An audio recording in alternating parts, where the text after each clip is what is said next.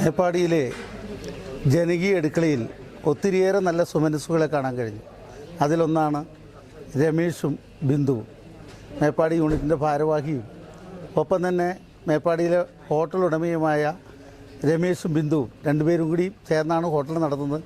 സ്വന്തം ഹോട്ടൽ കഴിഞ്ഞ 19 ദിവസങ്ങളായിട്ട് അടച്ചിട്ട് ഈ ജനകീയ അടുക്കളയിൽ ഞങ്ങളോടൊപ്പം വളരെ സ്നേഹത്തോടുകൂടി എല്ലാ പണികളും ആത്മാർത്ഥതയോടുകൂടി ചെയ്യുന്ന രണ്ടുപേരാണ്. അവർ രണ്ടുപേരെയും ജീവിതത്തിൽ ഒരിക്കലും മറക്കാൻ സാധിക്കില്ല. സംസ്ഥാന കമ്മിറ്റിക്ക് വേണ്ടി ഞാൻ അവരെ നന്ദിയോടെ ഓർക്കുന്നു.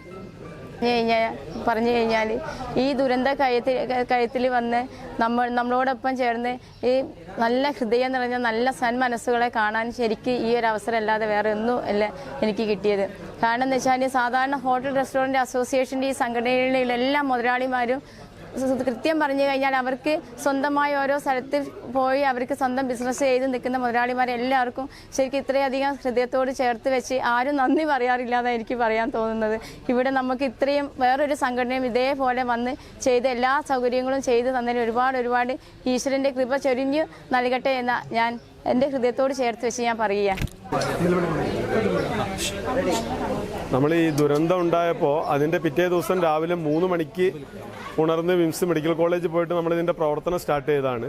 അപ്പോൾ തന്നെ നമ്മളെ ജില്ലാ ഭാരവാഹികളൊക്കെ വിളിച്ചിട്ട് നമുക്ക് ഫുഡ് കൊടുക്കണം, അതിനുള്ള അറേഞ്ച്മെൻറ്റ്സ് ചെയ്യണമെന്ന് പറഞ്ഞപ്പോൾ നമ്മളത് സന്തോഷപൂർവ്വം ഏറ്റെടുക്കുകയും നമ്മൾ ഷോപ്പിലായ ആദ്യത്തെ ഫുഡ് നമ്മൾ പാക്ക് ചെയ്ത് അതോടൊപ്പം തന്നെ വയനാട് ജില്ലയുടെ വിവിധ ഭാഗങ്ങളിൽ നിന്നുള്ള ഫുഡ് 7500ഓളം ഫുഡ് എൻ്റെ റെസ്റ്റോറൻറ്റിലെത്തി.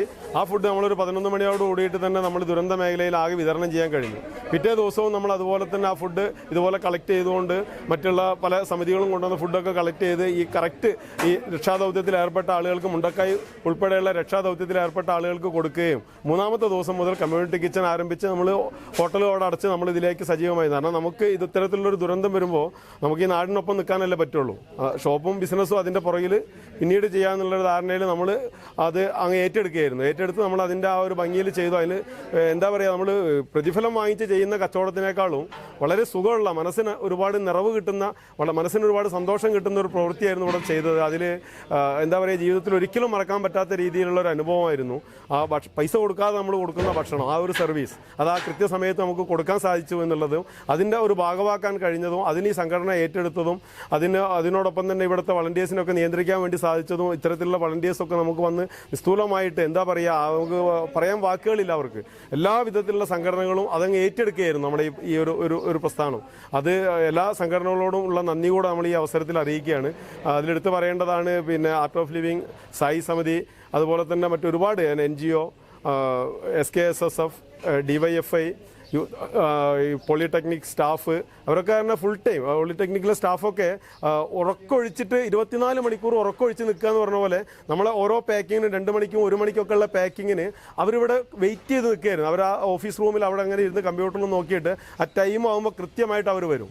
അവർക്കൊന്നും അതിൻ്റെ വേറൊരു ആവശ്യമില്ല. കാരണം ആ രീതിയിൽ അത്രയും നമ്മളോട് എന്നല്ല, ആ ഒരു ഈ നാടിൻ്റെയോടൊപ്പം നിൽക്കേണ്ട ആ ഒരു കൂറ് അത് അതിൻ്റെതായിട്ടുള്ള അർത്ഥത്തിൽ അത് ഓരോ ആളുകളും വിനിയോഗിച്ചു എന്നുള്ളതാണ്. മറ്റത് ഒരു ഇത്രയും വലിയൊരു പ്രസ്ഥാനം നമ്മൾ നടത്തുമ്പോൾ ഒരുപാട് നിയന്ത്രിക്കേണ്ട ഒരു അവസ്ഥ വരും. ഇവിടെ അങ്ങനത്തെ ഒരു അവസ്ഥ വന്നിട്ടില്ല. നമുക്ക് ഒരാളടുത്തും ഒരു കാര്യം പോലും പറയേണ്ട അവസ്ഥ വന്നിട്ടില്ല. ആ രീതിയിൽ എല്ലാവരും ഇപ്പോൾ ഇവിടെ വന്നിട്ടുള്ള ഓരോ പോലീസ് ഓഫീസറാണ് ഡ്യൂട്ടിക്ക് വന്നതാണെങ്കിൽ പോലും അവരൊക്കെ അതങ്ങ് ഏറ്റെടുക്കുകയായിരുന്നു. റവന്യൂ ഉദ്യോഗസ്ഥരാണെങ്കിലും പാക്ക് ചെയ്യൽ മുതൽ വണ്ടിയിലേക്ക് കയറ്റുന്നത് മുതൽ എല്ലാ കാര്യങ്ങളും അവർ ഓരോരുത്തരും ഏറ്റെടുക്കുക. ഹരിതകർമ്മസേനക്കാർ അവരുടെ ആ ഡ്യൂട്ടിക്ക് വന്ന് അവരുടെ ഡ്യൂട്ടി മാറ്റി വെച്ചിട്ട് ആ പാക്കിങ്ങിൻ്റെ സമയത്ത് അവർ കൈ കഴുകി ഗ്ലൗസ് ഇട്ട് തൊപ്പി വെച്ച് അവർ പോലും പാക്കിങ്ങിന് വരുന്ന ആ ഒരു ഇത് നമുക്ക് കാണാൻ വേണ്ടി കഴിഞ്ഞു. കാരണം അവർ എല്ലാവരും ദൈനംദിനം ബന്ധപ്പെടുന്ന ആളുകളാണ്. അപ്പോൾ ആ കാണുന്ന ആ ഒരു ഇത് ഇപ്പോൾ ഈ ചുറ്റുവട്ടത്തുള്ള ആളുകൾ അവരൊക്കെ ഈ വട്ടമല മുണ്ടക്കായിൽ മരിച്ചുപോയ ആളുകളുടെയൊക്കെ ഏതെങ്കിലും വിധത്തിൽ കണക്ഷനുള്ള ആളുകളാണ്. നമ്മൾ ആരും തന്നെ ആവശ്യപ്പെടാതെ രാവിലെ വന്ന് രാത്രി വരെയുള്ള ആ ഒരു സർവീസ് അത് നമുക്ക് മറക്കാൻ കഴിയാത്തൊരു അനുഭവമാണ് നമ്മുടെ ജീവിതത്തിൽ.